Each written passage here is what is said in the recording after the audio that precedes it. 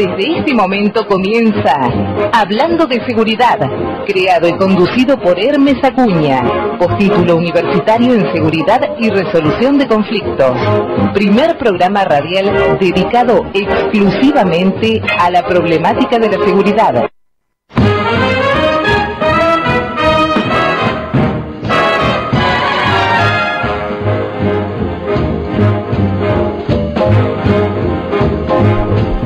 Hola, buenas tardes, soy Hermes Acuña.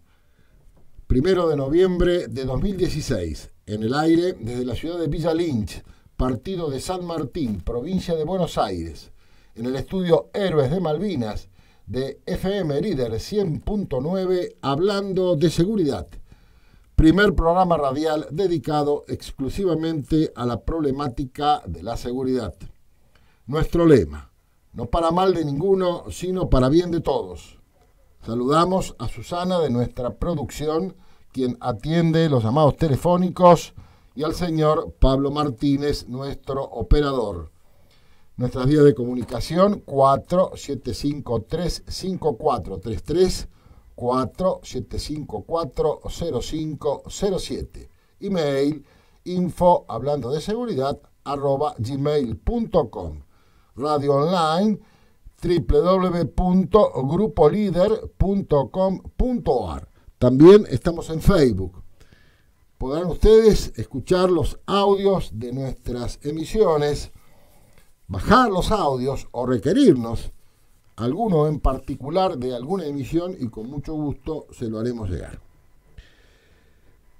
La última semana, especialmente durante toda la semana, a partir del hecho que les voy a comentar y que todos ustedes habrán escuchado, leído o visto en los distintos medios de la gráfica, la TV y la radio, hubo un hecho en Francisco Álvarez, partido de Moreno, donde aproximadamente 5 delincuentes encapuchados logran entrar a una casa en momentos que la dueña de casa abría la puerta. Esta es una zona semirural, ahí hay muchas quintas, la gran cantidad de calles no tiene asfalto. Esta señora, al momento de entrar, es tomada de los cabellos por uno de estos individuos armados, irrumpen violentamente al interior de la casa, donde se encontraban dos chiquitos, uno de 13 y uno de 11 añitos. El mayor de los chicos, el de 13 años, al ver que su madre era maltratada y que a su hermanito de 11, uno de estos canallas, le aboca un arma a la cabeza, exigiéndole a la señora dinero, valores, etcétera, etcétera, etcétera, este chiquito corre hasta la habitación de sus padres, donde sabía que había un arma que era de su padre, cuya tenencia está absolutamente acreditada, porque este señor es legítimo usuario, con su correspondiente credencial que se denomina CLU, credencial de legítimo usuario. Y también estaba declarada la tenencia del arma en la casa, y quiero aclarar la tenencia y no la aportación, que son dos cosas distintas. Es decir, estaba declarada el arma para poseerla en el domicilio, que cada vez que se denuncia un arma hay que hacerle saber al RENAR, en carácter de declaración jurada, dónde se van a encontrar las armas que se denuncian, porque el organismo, ya no se llama más RENAR, el organismo puede hacer una visita sorpresiva, obviamente sin previo aviso, a fin de constatar que sea veraz la manifestación del legítimo usuario que el arma se encuentra en el lugar que dijo que se iba a encontrar. Así las cosas, este chico acciona el arma, aparentemente 2 veces. Estos individuos tenían chalecos balísticos, es decir, chalecos antibalas. Acciona el arma en 2 oportunidades y logra abatir a uno de estos delincuentes, que posteriormente, al tomar intervención la justicia y la policía y requerir los antecedentes penales, era un individuo con una gran cantidad de antecedentes penales, de aproximadamente 35 a 40 años, no recuerdo bien. Todo esto ha provocado un estrépito mediático, como es de imaginarse. Como de costumbre, se escucharon en todos los medios. En primer lugar, las voces de aquellos que preconizan el desarme.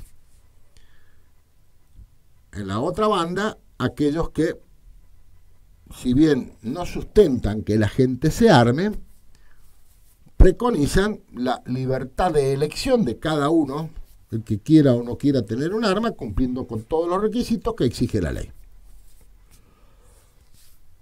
Algunos opinaron acerca del psiquismo del chiquito, opinaron acerca de la responsabilidad del padre, emitiendo juicios de valor acerca de la responsabilidad del padre de tener un arma, que sus hijos supieran dónde la tenían, etcétera, etcétera, etcétera. Este señor participó en algunos programas, tanto televisivos como radiales, y el que llamó poderosísimamente la atención fue el del sábado pasado, en el programa de la señora Mirta Legrand, donde se cruzó verbalmente con el ex gobernador Scioli, cuando Scioli insistió en su remanido desarme de la población.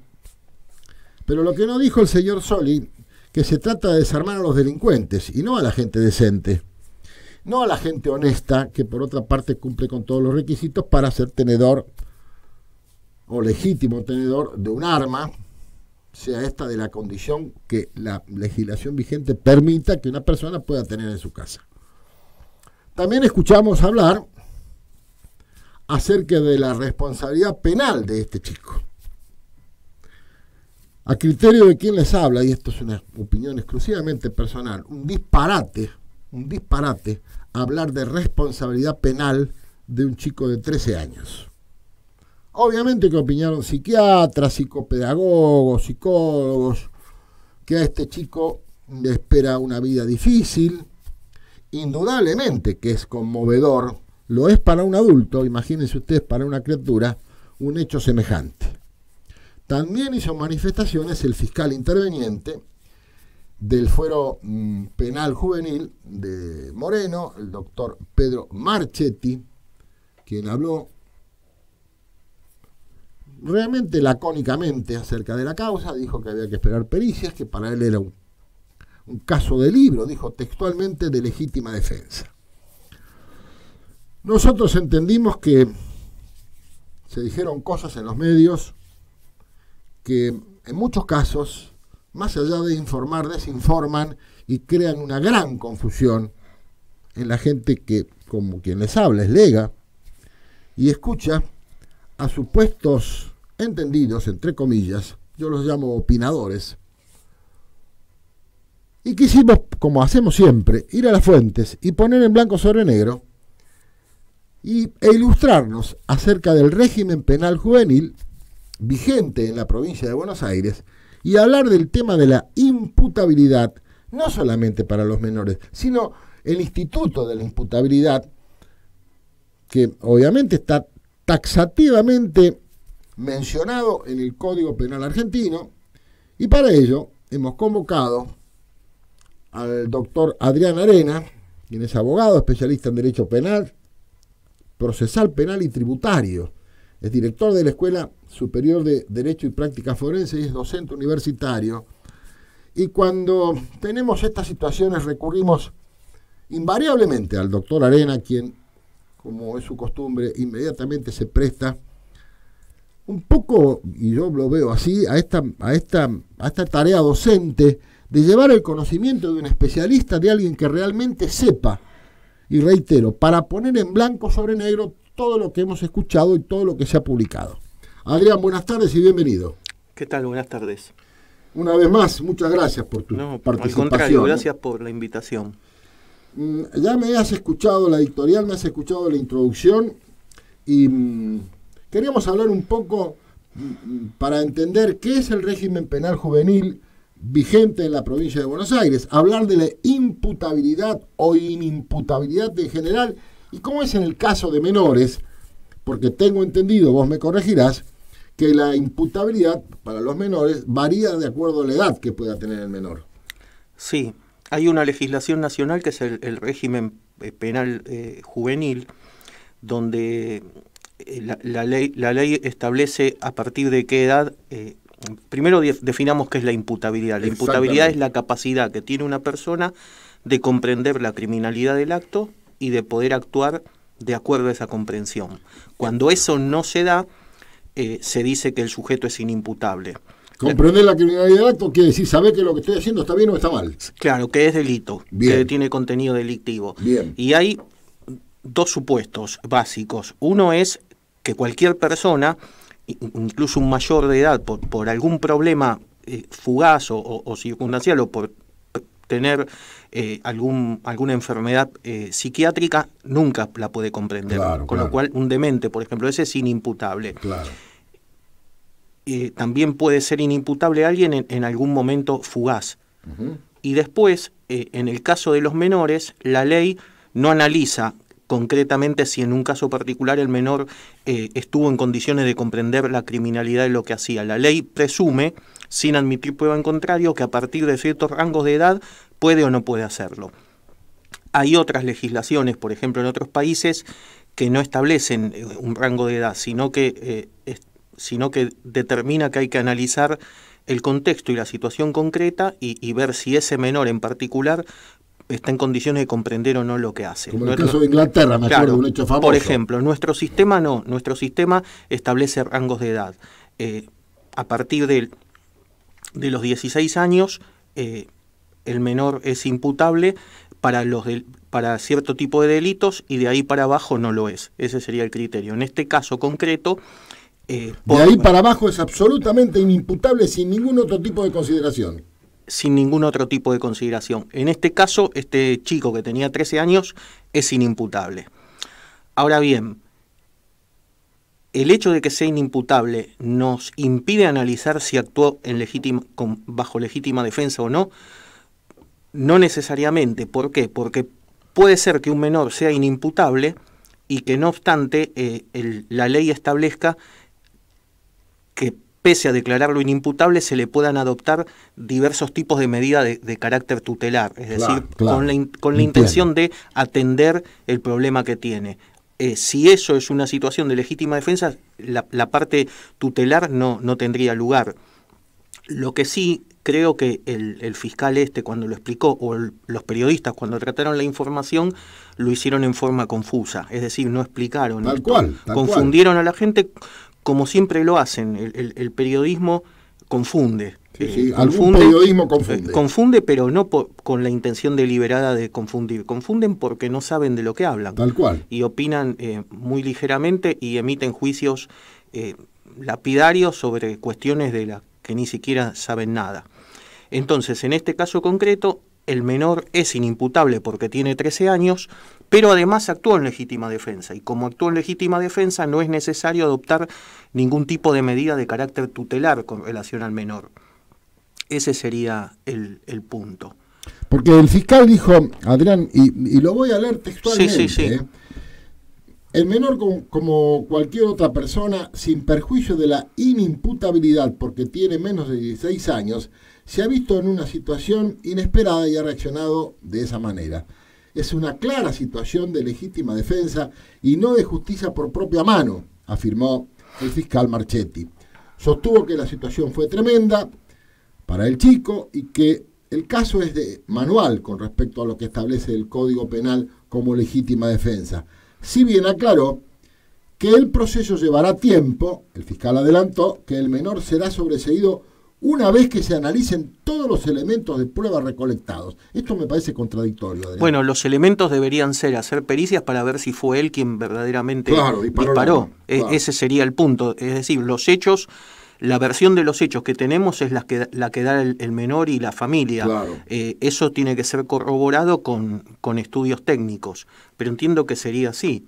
También agregó el fiscal, dice, todavía faltan pericias como el resultado de la autopsia, el cotejo de balas, textual, el barrido electrónico de las manos de las distintas personas. Esto claro, para ver quién disparó. Claro. Y el tema de balas es porque, de los proyectiles, es porque el otro el otro menor tuvo un roce, aparentemente sería de un rebote, claro, de uno de los proyectiles que disparó uno de los ladrones. Claro, porque se encontró una cápsula servida de 11.25. Claro.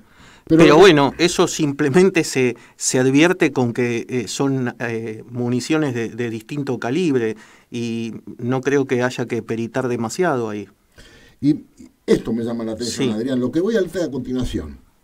Dice el fiscal, seguramente van a ir abonando esas pericias, esas pruebas, la hipótesis de la fiscalía. Una vez que esto esté certificado, que lleva su tiempo, se va a solicitar el sobreseimiento que dispone la ley de menores, señaló el fiscal. También dijo, y confirmó, que además, que inmediatamente después del hecho ocurrido tal día, esto fue el 25, dispuso la custodia para la familia, etcétera, etcétera, para su seguridad. Ahora, lo que no entiendo y me parece realmente contradictorio que está hablando de sobreseimiento. Si no está imputado, ¿de qué se va a sobreseer? ¿Qué es lo que se va a sobreseer? ¿La causa? Se va a sobreseer la causa porque se aplica el procedimiento de menores que permite sobreseer. El tema es que hay una discusión teórica sobre en qué casos corresponde sobreseer y en qué casos corresponde archivar. Muchos dicen que para poder dictar sobreseimiento mínimamente se tiene que indagar al imputado y que si no hay una indagatoria el criterio sería el de archivo. En este caso lo que dice el fiscal aplica el procedimiento penal juvenil y dicta el sobreseimiento, pero por lo que requiere el sobreseimiento, pero por cómo lo está diciendo lo está haciendo en función de la inimputabilidad.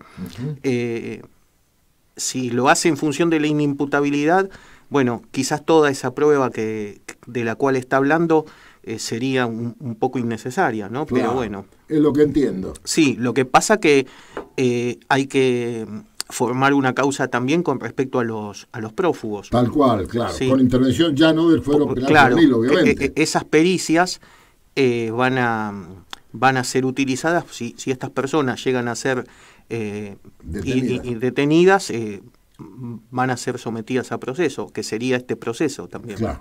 ¿Me permitís que vaya a la primera pausa? Sí, claro. Adelante. Crónica y análisis, periódico online, periodismo independiente. Juan de Dios González, director.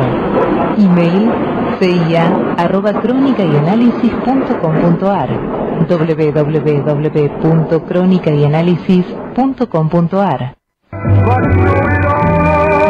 Compresores Rosales, industria argentina, fabricación y venta de compresores de aire a pistón, nuevos y usados, repuestos y accesorios, sin cargo, un equipo en préstamo mientras reparamos el suyo. Monteagudo 378 Villa Lynch, Buenos Aires, Argentina. 4752-6559. Email info@compresoresrosales.com.ar www.compresoresrosales.com.ar. Foto Tomás, video digital. Desde 1949, registrando tus momentos inolvidables. Estrada, esquina Santa Marta, Villa Maipú, San Martín, Buenos Aires, Argentina. Teléfono 4755-4932. Restaurant Buffet, Círculo San Andrés. Pastas y comidas caseras, Congreso e Intendente Alvear, San Andrés. Tactical Center, Ayacucho 2464 San Martín, provincia de Buenos Aires. 4754-0190, polígono de tiro, cursos básicos y avanzados, aulas propias, atención a empresas de seguridad privada, certificaciones de tiro, descuentos integrantes de fuerza. Citando este programa, 20% bonificación en pedanes. Horario lunes a sábados de 11 a 20 y 30. www.tacticalcenter.com.ar.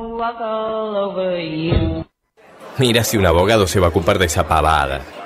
Hasta el más mínimo conflicto requiere una solución. Mejor, consulta a un abogado. Este es un mensaje del Colegio de Abogados de San Martín. Tus derechos, nuestro deber. Auspician este bloque Tour, de Hugo Oscar Benemérito. Fundada el 8 de agosto de 1988. Seriedad, responsabilidad y eficacia satisfaciendo sus necesidades.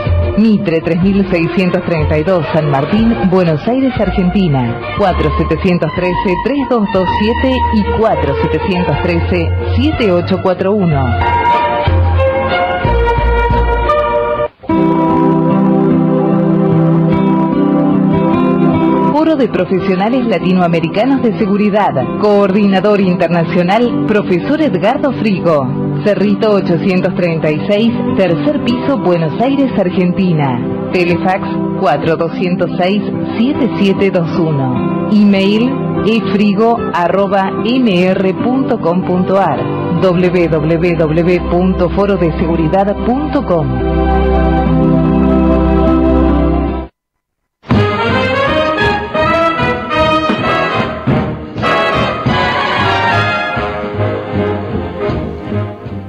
Seguimos entonces con nuestro invitado, el doctor Adrián Arena. Estábamos hablando en el corte y yo le mencionaba al doctor Arena que a mi criterio, a mi humilde criterio como lego, reitero, no me resulta demasiado clara las manifestaciones del señor fiscal interviniente en la causa de este chiquito, donde obviamente que en otro fuero hay otros integrantes de esta banda que todavía no sé si estarán o no sabemos si estarán o no estarán identificados, y obviamente se procura su detención, y está perfectamente bien, como me decía el doctor Arena, el tema de las pericias. Pero vuelvo a ese tema. Vos me decías, Adrián, que se puede sobreseer la causa.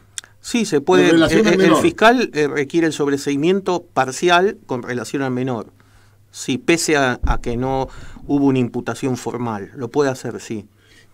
Pero por las declaraciones me da la sensación de que va a pedir el sobreseimiento en función de la inimputabilidad. Claro. No por una cuestión por una causa de justificación.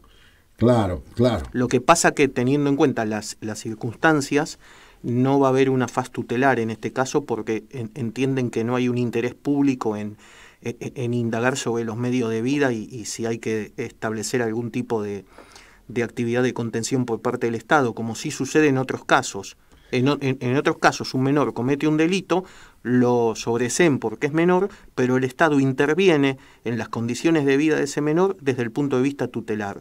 Es más, antes, cuando estaban los juzgados de menores, que funcionaban muchísimo mejor que el fuero penal juvenil, había una secretaría penal y había una secretaría tutelar, que era la que se ocupaba de estos aspectos. Hoy eso no se da así.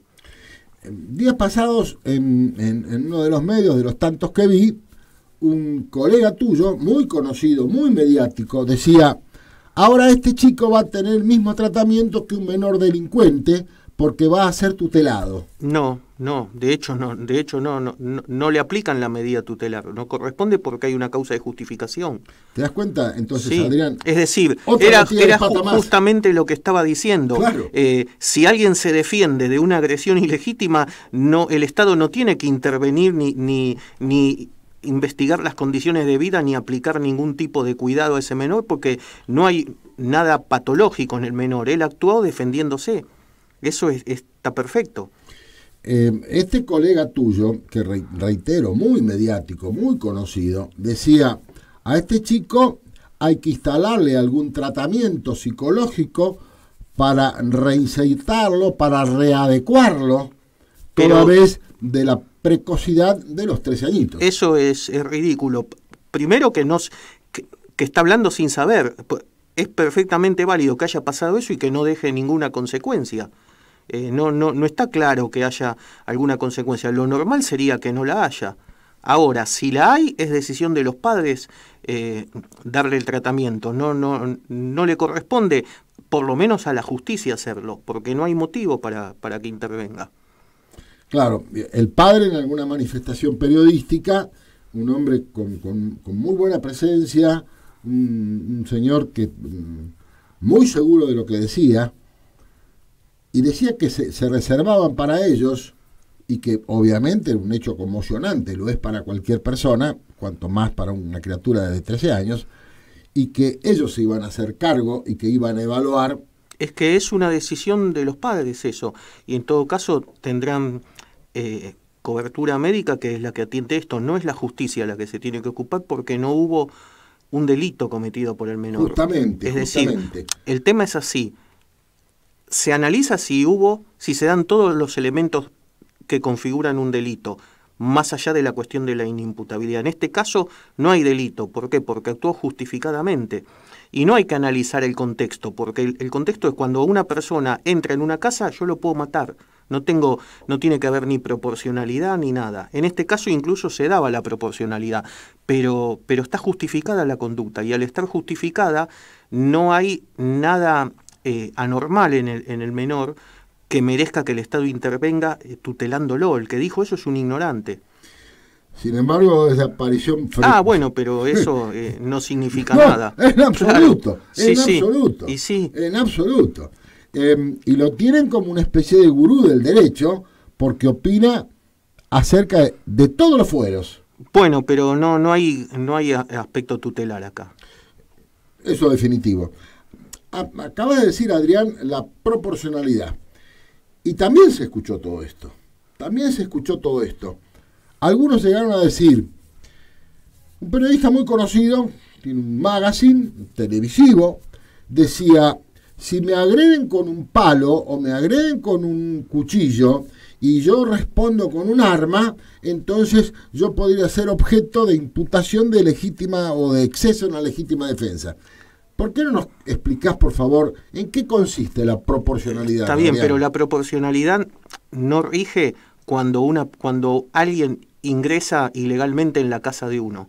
En ese caso el código regula lo que se llama la legítima defensa privilegiada y permite darle muertes sin que, aunque esté desarmado. Es la solución legal y es constitucional, nadie lo ha cuestionado. Ahora, en un contexto diferente, es decir, en la legítima defensa común, la proporcionalidad se tiene que ponderar juntamente con la necesidad. A veces... No es igualdad.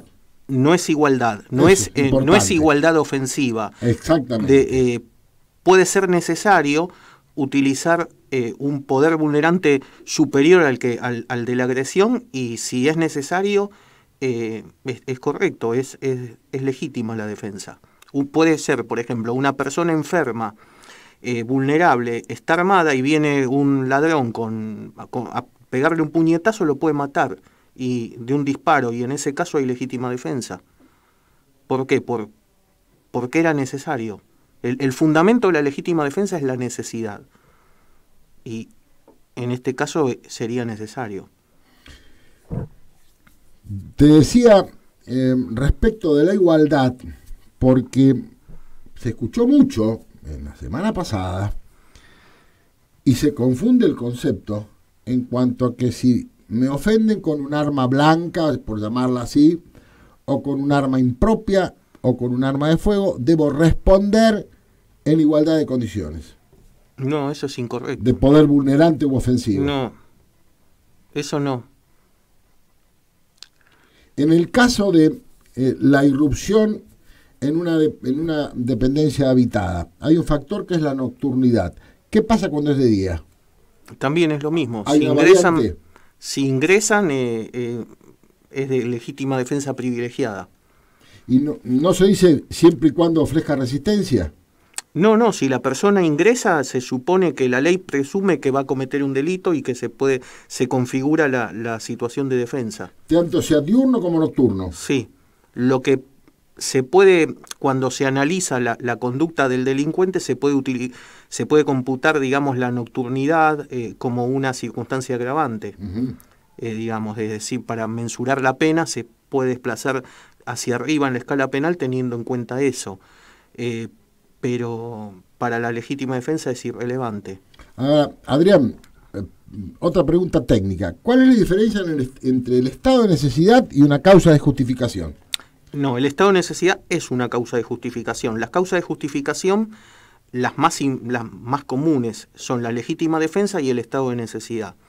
La legítima defensa, bueno, la vimos recién. El estado de necesidad es cuando una persona sacrifica, digamos, un bien jurídico de menor valor para preservar uno de mayor valor. Bien. Por ejemplo, hay un ejemplo académico, digamos, por ahí es poco frecuente, pero es un ejemplo académico.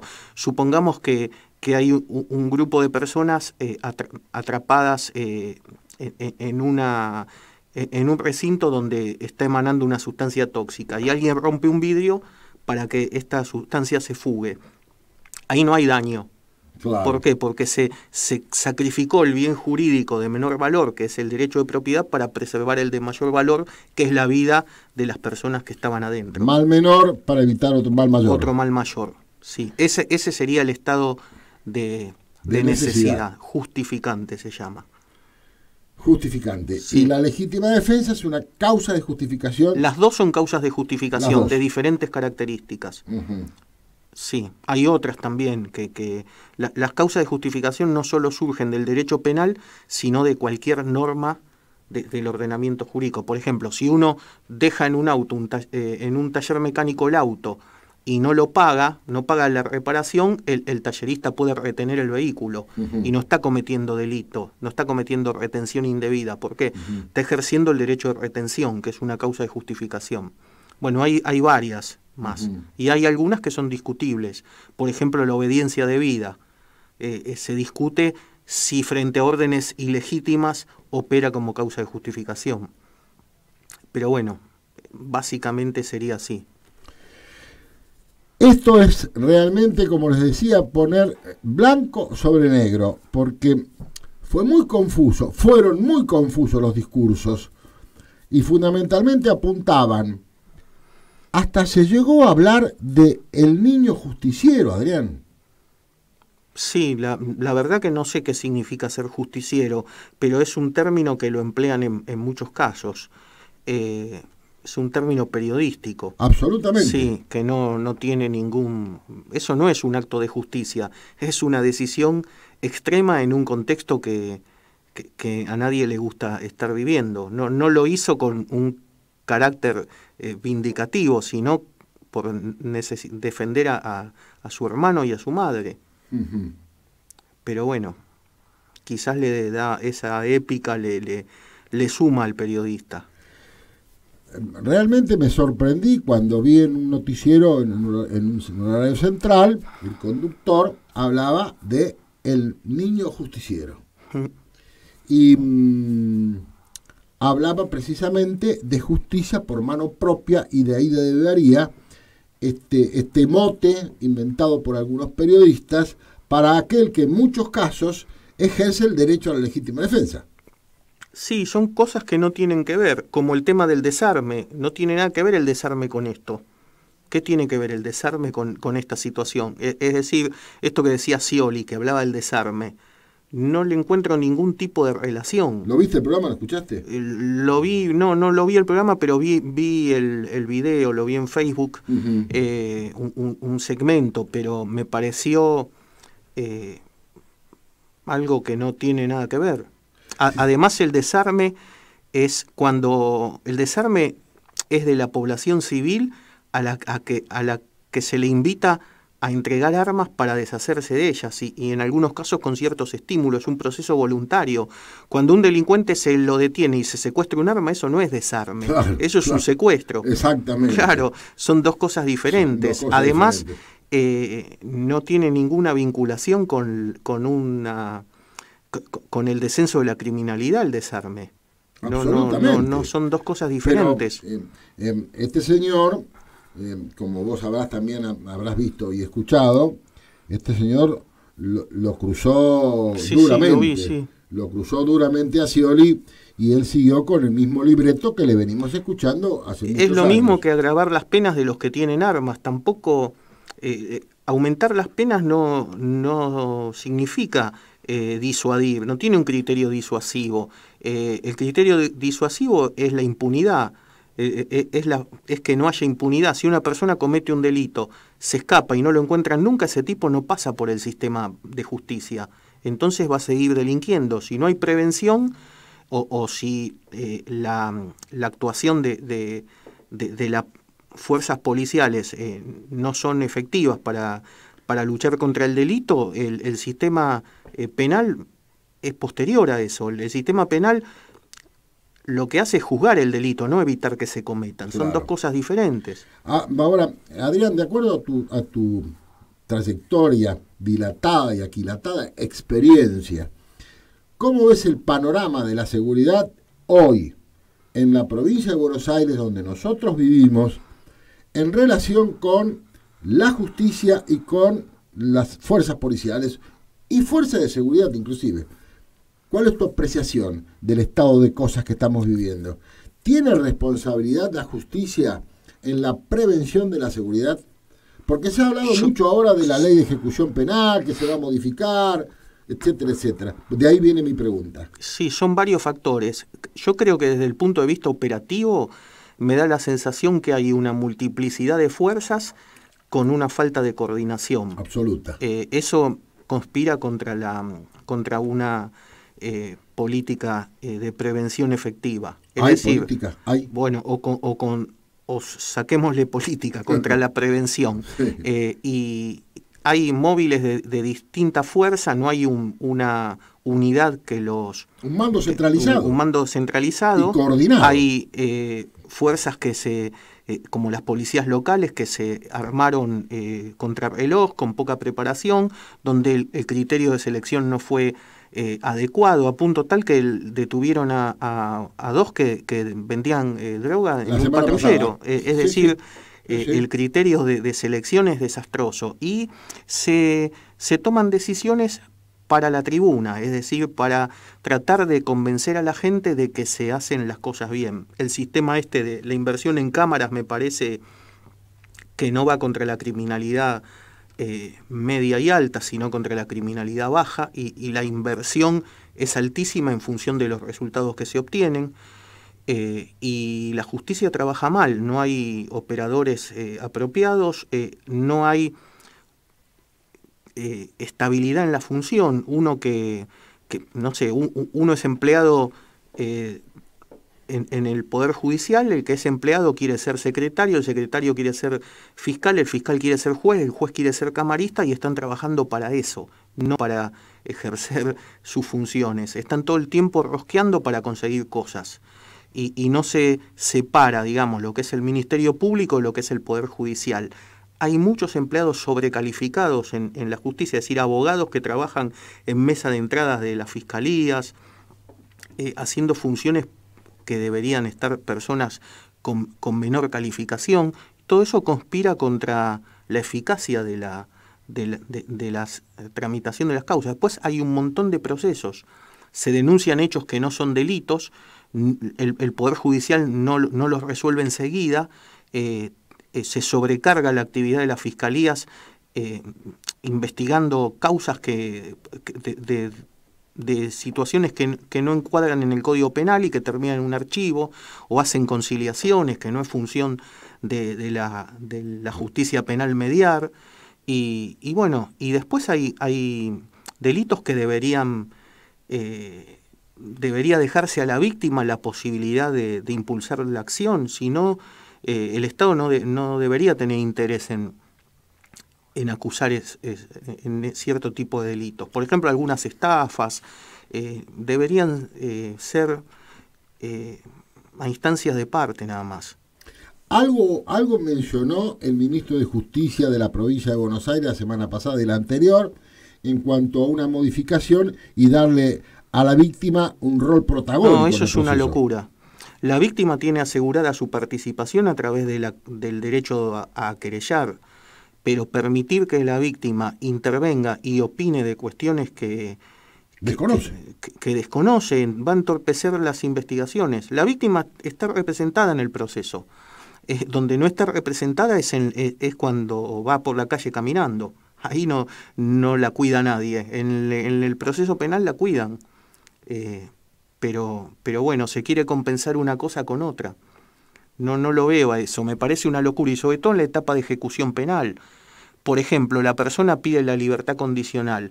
La víctima no puede opinar sobre eso. Lo que sí debería hacerse es un estudio serio si corresponde o no otorgársela. pero no que la víctima opine. ¿Sobre qué base va a opinar? No me parece. Además, pretenden limitar las excarcelaciones. Ya el régimen excarcelatorio es muy restrictivo en la provincia. Sería una locura establecer más hipótesis de denegatorias de excarcelación. La prisión preventiva no resuelve los problemas de seguridad.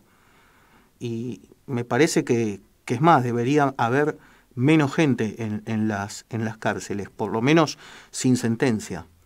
Y eso sí, los juicios tienen que ser rápidos. Hoy un proceso por ahí dura... Les doy un ejemplo. Este caso Carolina Píparo. Sí. Bueno, ella decía que como víctima no se sintió representada. Ella como víctima, en un trámite irregular en la comisaría, identificó a una persona que la policía se la mostró y la indujo a decirle que era el autor de los disparos. Lo identificaron en un reconocimiento irregular y esta persona estuvo 3 años privada de la libertad. ¿Por qué reconocimiento irregular? Porque le mostraron fotos de diferentes personas y cuando dijo debe ser esto, no fue un reconocimiento en regla, fue un reconocimiento, lo fueron a buscar a la casa, le dijeron que tenía que presentarse en la comisaría a firmar un papel porque esta persona estaba en libertad condicional y cuando va a firmar se lo hacen ver sin que se dé cuenta y ahí lo reconoce. La justicia convalidó ese trámite irregular, ni siquiera fue un reconocimiento en fila. Tuvo 3 años, Burgos se llama, 3 años preso. En el juicio oral se demostró que él no fue, que no tenía nada que ver, que fue otro. La madre de Píparo insistía, por temor a las consecuencias, insistía en acusarlo y finalmente fue absuelto y estuvo 3 años preso. Y fue una barbaridad. Bueno, eso es lo que pasa con los procedimientos irregulares. Fue gravísimo el hecho y no hubo ningún tipo de consecuencia, ni para el personal policial, ni para la víctima que era particular damnificado, que debería haber cargado con las costas con esta persona, ni para los fiscales, para nadie. Convengamos, vos hablas del personal policial, convengamos que el director de la investigación es el fiscal. Es el fiscal, pero si convalida lo que todo hace esto la policía, lo hizo la policía por iniciativa propia. Testigos de identidad reservada, se abusa de los testigos de identidad reservada. Es decir, es todo... ¿Pero qué papel jugó el fiscal en este caso? ¿El fiscal? No, el fiscal recogió eso como válido y acusó sobre esa base. Y el juez de garantías le dictó la prisión preventiva. Entonces, ¿falló el fiscal? Falló la policía, falló el fiscal, falló la justicia. Y recién en el juicio... se demostró que esta persona no tenía nada que ver, pero estuvo 3 años presa. Sí. Es muy grave. Sí, claro que es grave. Y nadie dice nada. Y esta persona se queja de que no tuvo derechos como víctima, cuando en realidad tuvo un montón de atribuciones que a nadie se le otorga. Por eso, digo, el tema es complejo.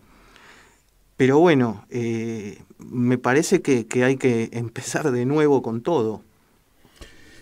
Y me llama mucho la atención, Adrián, lo que dijiste hace instantes, que se instruyen causas por hechos que no constituyen delito. Sí, por ejemplo, por incumplimientos contractuales. Pero es un disparate. Y sí, uno va y hace una denuncia por estafa. Pero es un disparate. En realidad no es una estafa, es un incumplimiento contractual. Tal cual. Pero para decir que es un incumplimiento contractual y que no es delito, por ahí pasan 2 años. Y causas como... Entonces después dicen... Massa dice, por ejemplo, no puede ser que de 10.000 causas solo el 3% tenga sentencia. Y claro, 5.000 son hechos que no son delitos, 3.000 son autores ignorados y el resto es lo que avanza. Pero bueno, el tema es así, sobre todo en las fiscalías. Hay fiscalías que en la provincia de Buenos Aires está organizado como fiscalías de investigaciones complejas, que son todos delitos de tipo económico, vinculados con contratos y ese tipo de cosas. El 80% de las causas no son delitos. Es grave. Esto es muy grave, es primera vez que escucho esto. Sí, denuncian hechos que no son delitos. Primera vez que escucho esto. Por ejemplo, insolvencia fraudulenta, uno tiene un bien, lo vende... pero tiene más bienes. Entonces lo denuncian por insolvencia fraudulenta. Y el fiscal, en vez de analizar inmediatamente todo el patrimonio y ver si realmente se insolventó, investiga si lo vendió, si la venta es legítima, si se lo vendió a alguien, y todo ese proceso demanda 2 años. Por ahí entre audiencia y audiencia pasan tiempos muertos de 3 o 4 meses, y esto hay que multiplicarlo por ahí por 400 o 500 causas en esta situación. Entonces, se concentra en una actividad innecesaria e inútil y no en la represión del verdadero delincuente. Esto es lo que está pasando, por ejemplo. ¿Esto sucede en algún departamento judicial en especial? Todo de la provincia, en toda la provincia de Buenos Aires, sí. Y de acuerdo a tu experiencia, ¿tenés noticias de que pase en alguna otra provincia una situación similar? En Capital Federal pasa, pero en Capital Federal el sistema funciona mejor y las causas las desestiman en 2 meses, están archivadas por inexistencia de delito. Pero en la provincia no, por ahí hay investigaciones que duran 2 o 3 años, con prórrogas de los plazos de la IPP, sí. Es gravísimo esto. Es muy grave, sí, pero pasa. En Capital no, cuando hacen este tipo de denuncias, en poco tiempo las desestiman. ¿Me permitís ir a la última pausa? Sí. Adelante. Crónica y análisis, periódico online, periodismo independiente. Juan de Dios González, director. Email cia@cronicayanalysis.com.ar, www.cronicayanalysis.com.ar. Compresores Rosales, industria argentina. Fabricación y venta de compresores de aire a pistón, nuevos y usados, repuestos y accesorios. Sin cargo, un equipo en préstamo mientras reparamos el suyo. Monteagudo 378, Villa Lynch, Buenos Aires, Argentina. 4752-6559. Email info@compresoresrosales.com.ar, www.compresoresrosales.com.ar. Cochería La Biosma, prestigio y calidad. Modernas salas velatorias. Atendemos 180 obras sociales. Coronel Mon y 1 de Mayo, San Martín, Buenos Aires, Argentina. Teléfonos 4755-2353 y 4755-1400.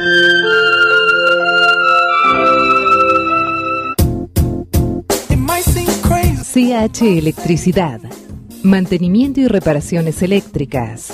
Redes, instalaciones, porteros eléctricos, instalación de luminarias, hogar, comercio e industria. Nico, Congreso y Alvear, San Andrés, 15 53 76 84 67.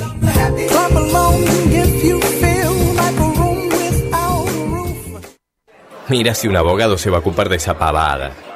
Hasta el más mínimo conflicto requiere una solución. Mejor, consulta a un abogado. Este es un mensaje del Colegio de Abogados de San Martín. Tus derechos, nuestro deber.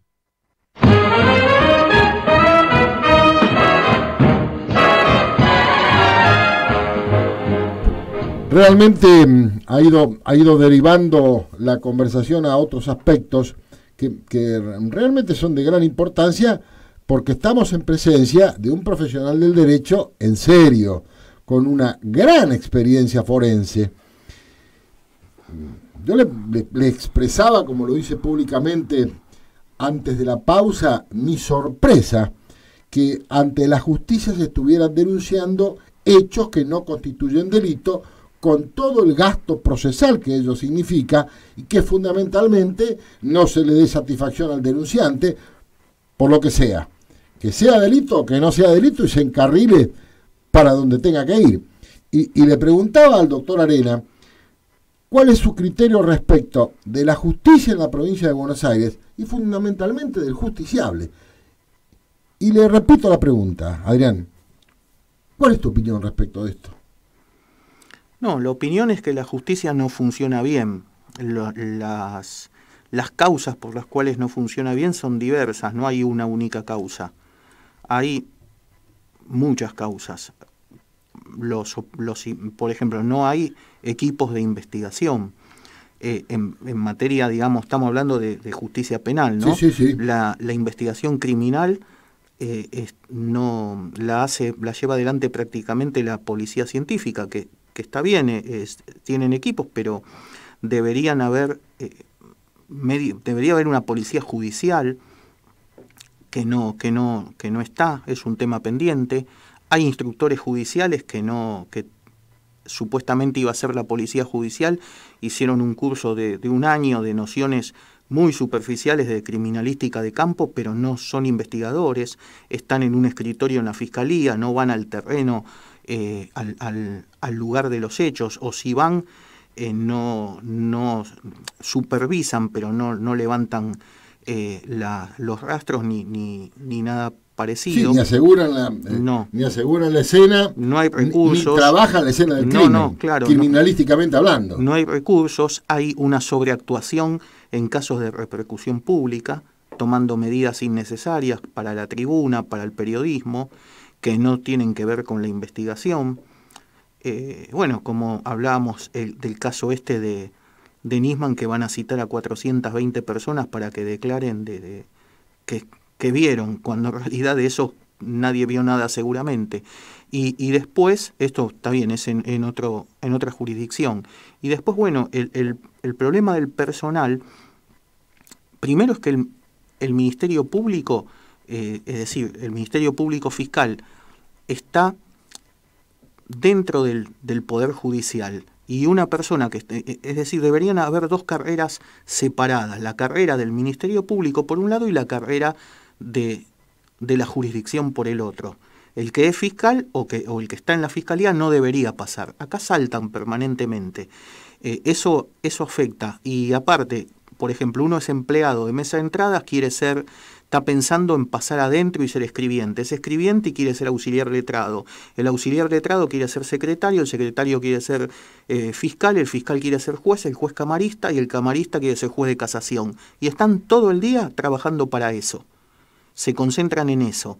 Y no puede ser eso. No puede ser porque así no funcionan las cosas.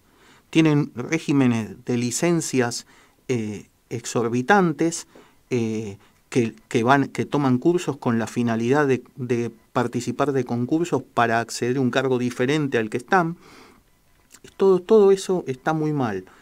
Después se crean instituciones que no funcionan, por ejemplo el juicio de jurados. Por jurados se anunció. ¿Cuál es la experiencia? Es que me lo habías dicho hace 2 años. No hay experiencia, es decir, eso fue algo para la prensa, nada más. Me lo dijiste hace 2 años, sí. En esta misma No está casa. funcionando como se había proyectado. Ahora con el tema de la víctima pasa lo mismo.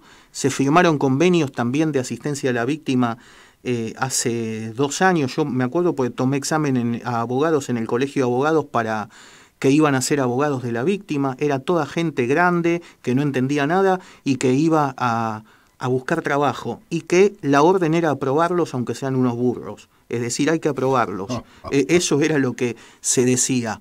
Es decir, no es serio el tema, eso es lo que pasa. Adrián, y por último, porque ya se nos ha ido insensiblemente el tiempo, ¿cómo ves la gestión de la provincia de Buenos Aires? Y cuando digo la provincia me refiero a la gobernadora y me refiero al ministro de Seguridad en cuanto a la política de seguridad y al trabajo emergente como consecuencia del personal policial. Yo no veo cambios, es decir, esa purga que se hizo no la veo proyectada en el terreno, digamos. Es un cambio quizás de cosmético, me parece. No sé, quizás repercute muchísimo en la estructura policial, pero no repercute en la prevención, digamos, por lo menos ahora. Lo que no se dijo, sí, en esos 2.300 que se llenan la boca hablando, en esta gestión hemos despedido a 1.300 policías, No dijeron que muchos iban a retiro porque les tocaba. Claro. No dijeron que eran por causas administrativas, en otros casos, por ejemplo, abandono de servicio, agresión a un superior, alguna falta disciplinaria que no constituye delito. Y esto lo venimos escuchando hace más de 20 años. Cada ministro que asume, cada gobernador, echamos tantos policías, pero no dicen por qué. Pero eso lo hacen no con la intención de que las cosas funcionen bien, sino con la intención de generar una imagen de algo que no existe. Es decir, yo no veo una política de prevención del delito y de investigación. Si a mí me dicen cómo investigaría el delito, si yo agarro, fotocopio todas las IPP que hay en todas las fiscalías y yo tengo un cuadro de todo, cómo se conecta el que aparece en una, sale en la otra, y puedo trazar el mejor mapa delictivo y la mejor... puedo saber quién es quién de los que si hago análisis. Uh-huh. Pero bueno, ahí hay alguna barrera constitucional que dicen algunos que con el tema de los datos personales, algunos los hacen extensivos, pero la mejor forma de hacer es crear bases de datos a partir de la información de las distintas causas judiciales y relacionar una con otra, y se pueden poner en evidencia todas las organizaciones delictivas que operan en el conurbano, por ejemplo. No, inteligencia criminal no hay. Adrián, no hay. Pero pregunto ya para finalizar, ¿y las estadísticas que frecuente o periódicamente lanza la Procuración General de la Corte de la Provincia de Buenos Aires no responden a la realidad? Sí, estadísticamente sí, pero eso no me dice nada. No me dice nada ese tipo de estadística, porque no es son cifras que no se pueden interpretar, son datos nada más. Lo que no está desagregado, no está agrupado por tipos de delitos, solo por calificaciones legales, no por modalidad de comisión, por la cantidad de intervinientes, por modus operandi. No es análisis, son datos sueltos que no sirven para nada. Decir que había 10.000 homicidios y que ahora hay 9.000, eso no es nada. Quizás el mes que viene hay 12.000. Eso no es una cifra que no tiene ningún interés, es más que una curiosidad. No sirve para proyectar políticas a partir de eso. Adrián, te agradezco mucho. No, por favor, gracias. Realmente nos hemos excedido, pedimos disculpas, pero valía la pena. Nos estamos reencontrando el próximo martes, como siempre, a las 4 de la tarde, en FM Líder 100.9, hablando de seguridad. Hasta entonces, y muchas gracias. No arroje el ticket del estacionamiento. Primero verifique que todo esté como lo dejó.